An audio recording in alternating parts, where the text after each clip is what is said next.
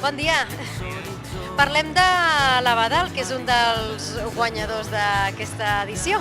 I estem contents que ho sigui l'Abadal Mandó, que és una aposta de futur i un present, una varietat recuperada. Portem més de 15 anys treballant al darrere d'aquesta varietat, una varietat molt minoritària, però per la qual apostem i apostem de valent, apostem fort.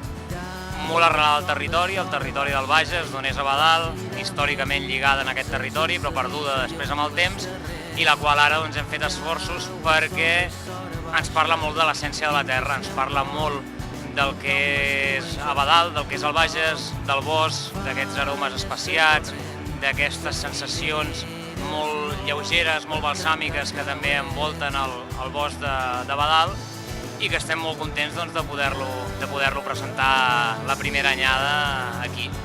Doncs moltíssimes felicitats pel premi i que tingueu moltíssima sort. Moltes gràcies, moltes gràcies.